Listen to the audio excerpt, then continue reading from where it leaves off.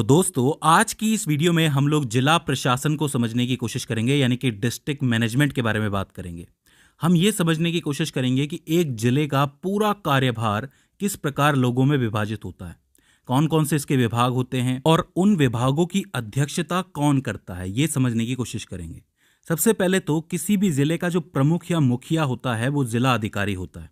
ये जिला अधिकारी भारतीय प्रशासनिक सेवा का अधिकारी होता है, यानी कि IAS ऑफिसर होता है। ठीक है। अब इस जिले का संचालन करने में जिले के अन्य विभागों के जो अधिकारी होते हैं वो जिला अधिकारी की सहायता करते हैं, मतलब IAS ऑफिसर की सहायता करते हैं। अब जिला अधिकारी के अंतर्गत कौन कौन से विभाग आते हैं? देखो, 3 तरीके के विभाग होते हैं किसी भी जिले के अंदर। एक होता है राजस्व विभाग, यानी कि रेवेन्यू डिपार्टमेंट। एक होता है विकास विभाग, यानी कि डेवलपमेंट डिपार्टमेंट। और एक होता है कानून व्यवस्था या फिर कानून विभाग, जिसे आप जुडिशियल सिस्टम भी कह सकते हो। अब ये जो जिला अधिकारी होता है ये इन तीनों विभागों को संभालता है। अब ध्यान से समझना, इनको संभालता है। राजस्व विभाग को जब ये संभालेगा तब ये डिस्ट्रिक्ट कलेक्टर कहलाएगा, यानी कि DC साहब कहलाएंगे। जब ये विकास विभाग को संभालते हैं, विकास विभाग के काम देखते हैं, तब ये डिस्ट्रिक्ट ऑफिसर कहलाते हैं या फिर चीफ डिस्ट्रिक्ट ऑफिसर, जिसको आप CDO या फिर DO कह सकते हो। ठीक है। और जब ये कानून व्यवस्था को संभालते हैं तब ये डिस्ट्रिक्ट मजिस्ट्रेट कहलाते हैं, यानी कि DM कहलाते हैं। एक ही व्यक्ति अलग अलग विभागों में अलग अलग काम के लिए अलग अलग नाम से पहचाना जाता है। ठीक है। तो याद रहेगा, डिस्ट्रिक्ट कलेक्टर, डिस्ट्रिक्ट ऑफिसर और डिस्ट्रिक्ट मजिस्ट्रेट, ये चीज हो जाती है। अब जो राजस्व विभाग होता है इसके कुछ मुख्य कार्य होते हैं, जैसे कि भूमि की माप लेना। अब आपको पता है, शहर हो या गांव हो, किसी भी तरीके का जिला हो, वहाँ पे भूमि की माप लेनी होती है, भूमि के सारे कार्य करने पड़ते हैं। इसके अलावा खसरा, यानी कि ज़मीन को नंबर देना होता है, यानी कि एक तरीके से ज़मीन की आइडेंटिटी हो जाती है, पहचान हो जाती है कि इतने नंबर पे है। और एक है खतौनी का काम, जिसमें ज़मीन के कागज़ बनते हैं, ये तो आपको पता होगा।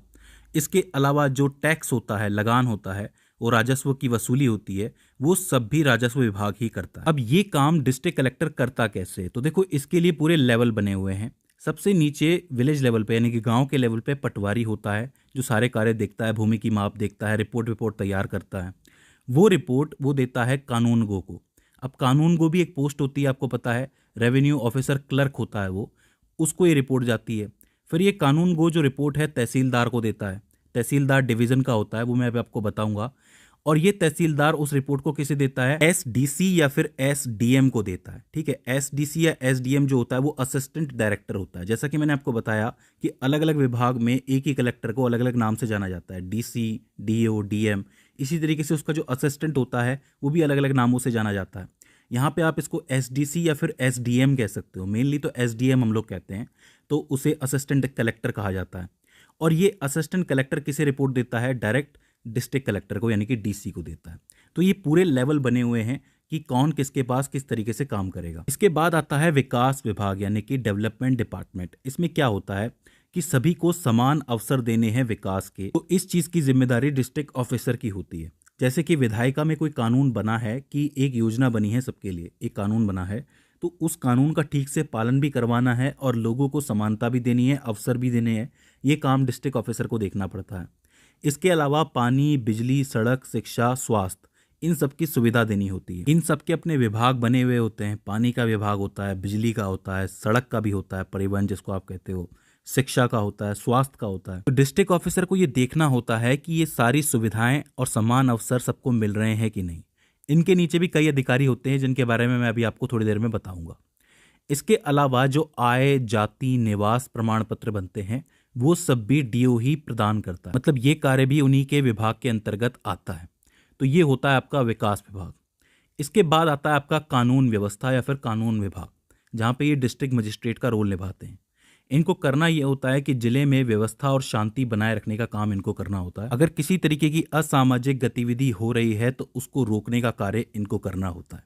तो इन तीनों विभागों को अकेला जिला अधिकारी संभालता है, बहुत सारे अधिकारियों की मदद से। अब हम जानते हैं एक एक करके कि इनके अधिकारी होते कौन है और किस स्तर पे काम करते हैं। देखो, सबसे पहले हम बात करते हैं राजस्व विभाग के सभी अधिकारियों के बारे में। तो देखो, सबसे ऊपर होता है जिला अधिकारी, यानी कि डिस्ट्रिक्ट कलेक्टर, जिसको आप DC साहब कहते हो। अब जो जिला होता है वो कई तरीके के डिविजन्स में बटा हुआ होता है। मतलब एक बहुत बड़ा जिला है तो इकट्ठा चलाने से अच्छा है कि उसको हिस्सों में तोड़ा जाए, और जो हिस्से होते हैं वो डिवीजन कहलाते हैं।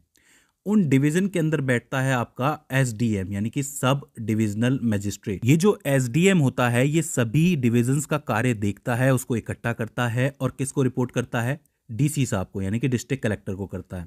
अब जो आपका एक डिवीजन होता है ना उसको आप तहसील कहते हो। ध्यान से समझो कि जिला टोटा डिविजन्स के अंदर एक डिवीजन क्या कहलाएगा, तहसील।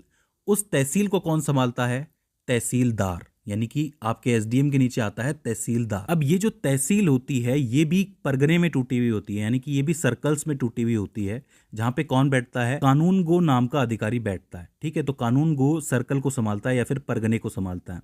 और इस परगने के अंदर कई सारे गांव हो सकते हैं, थोड़े बहुत हो सकते हैं, और गांवों के लिए कौन काम करता है, पटवारी या लेखपाल। तो मतलब आप जमीनी स्तर से बात करोगे तो जमीनी स्तर पे सबसे पहले पटवारी, उसके बाद कानूनगो, फिर तहसीलदार, फिर एसडीएम और फिर डीएम। अब जितने भी लगान या फिर टैक्स कलेक्टिंग के मामले होते हैं या फिर लोग रजिस्ट्रेशन कराते हैं, तो रजिस्ट्रेशन में जो रेवेन्यू पैदा होता है, आपको पता है कि आपको थोड़ा टैक्स देना पड़ता है हर ज़मीन की रजिस्ट्री के ऊपर, उस ज़मीन की कीमत के हिसाब से। तो उसमें सरकार का जो कमाई होती है वो कमाई जो है यही चेन ऊपर तक लेके जाती है। इसके बाद आते हैं आपके विकास विभाग के अधिकारी। ये भी बड़े मज़ेदार हैं, इनको ध्यान से देखना। सबसे ऊपर होता है आपका जिला, और जिले में बैठता है आपका डिस्ट्रिक्ट ऑफिसर यानी कि डीओ साहब। डीओ साहब को आप सीडीओ साहब भी कहते हो, यानी कि चीफ डिस्ट्रिक्ट ऑफिसर भी कहते हो। इसके बाद जो जिला है वो डिविजन्स में बढ़ जाता है हमेशा की तरह, और उन डिविजन्स के लिए होते हैं आपके डिस्ट्रिक्ट डेवलपमेंट ऑफिसर यानी कि डीडीओ साहब। इसके नाम से समझ में आ रहा है कि विकास अधिकारी है, ये विकास देखता है सारा काम। देखिए, जयपुर जैसे शहर के अंदर जैसे एक डेवलपमेंट अथॉरिटी है जिसको आप जेडीए के नाम से जानते हो, वैसे हर एक ज़िले के अंदर एक डेवलपमेंट अथॉरिटी होती है जहाँ पे ऐसे डीडीओ बैठते हैं।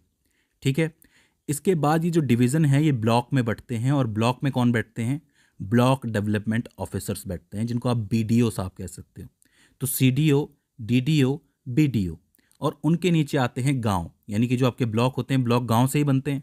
तो गांवों में कौन बैठता है, विलेज डेवलपमेंट ऑफिसर, यानी कि गांव का विकास करने वाला अधिकारी।